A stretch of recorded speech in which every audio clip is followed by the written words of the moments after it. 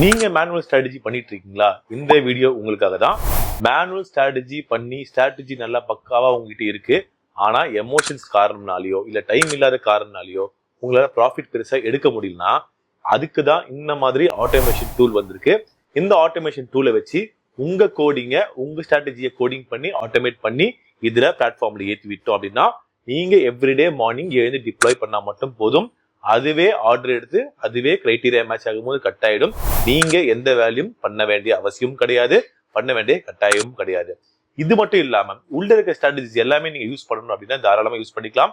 ஒவ்வொரு ஸ்ட்ராட்டஜியும் ஒவ்வொரு கேபிட்டல் தேவை, ஒவ்வொரு ஸ்ட்ராட்டஜியோட ரிஸ்க் ரிவார்டு வேற வேற, அது எப்படி பர்ஃபார்ம் ஆயிருக்கு, இதுக்கு முன்னாடி எவ்வளவு பர்ஃபார்மன்ஸ் கொடுத்துருக்கு, அது லிஸ்ட் ஆனதுல இருந்து அந்த ஸ்ட்ராட்டஜி உள்ள வந்ததுல இருந்து எவ்வளவு பர்ஃபார்மன்ஸ் கொடுத்துருக்குன்னு டீடைல் எக்ஸ்பிளனேஷன் இந்த ஆக்ஷன்ஸ் பட்டனுக்குள்ள இருக்க ஸ்டாட்டிஸ்டிக்ஸ் பேஜ்ல பாத்துக்கலாம். ஒவ்வொரு ஸ்ட்ராட்டஜியும் ஒவ்வொரு விதமா பர்ஃபார்ம் பண்றதுனால எல்லாருக்கும் எல்லா ஸ்ட்ராட்டஜியும் செட் ஆகாது. உங்களுக்கு என்ன ஸ்ட்ராட்டஜி செட் ஆகுமோ அதை நீங்க தான் சூஸ் பண்ணி நீங்க டிப்ளாய் பண்ணணும். கன்சிஸ்டன்டா ஒரே ஸ்ட்ராட்டஜியை டிப்ளாய் பண்ற பட்சத்துல 100% உங்களால போர்ட்போலியோவை இன்க்ரீஸ் பண்ண முடியும்.